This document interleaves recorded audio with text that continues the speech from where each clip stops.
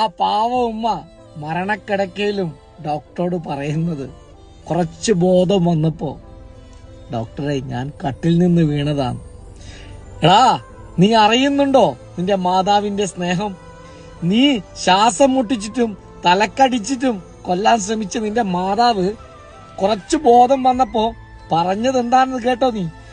സാറുമാരെ, നിങ്ങള് ഇത് അറിയിക്കണം അവൻ അറിയണം. പറഞ്ഞത് കട്ടിൽ നിന്ന് വീണതാ ഞാൻ. അവരറിയില്ല അവരുടെ പിഞ്ചു മകൻ 13 വയസ്സുള്ള പൊന്നുമോൻ മരണപ്പെട്ടത്, ഭർത്താവിന്റെ മാതാവ് മരണപ്പെട്ടത്, ഭർത്താവിന്റെ പിതാവ് മരണപ്പെട്ടത്, ഇവനെ വിശ്വസിച്ച പെണ്ണ് മരണപ്പെട്ടതൊന്നും അറിയാതെ മരണത്തോട് മല്ലടിക്കുമ്പോഴും മകനോടുള്ള സ്നേഹം കാണിച്ചു ആ ഉമ്മ. എനിക്ക് ഇതുപോലെ MDMനും കഞ്ചാവിനും എല്ലാത്തിനും അടിമയായിട്ടുള്ള മക്കളോട് മാത്രമാണ് പറയാനുള്ളത്.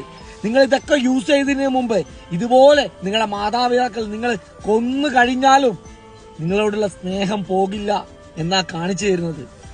നിങ്ങൾക്ക് ഇതിനൊക്കെ വലുത് കഞ്ചാവും മയക്കുമരുന്നും അല്ലെങ്കിൽ MDM ആണെങ്കിൽ സ്വന്തമായി നരമ്പ് മുറിച്ചിട്ടോ തൂങ്ങി മരിച്ചിട്ടോ ചാടാ, അല്ലാതെ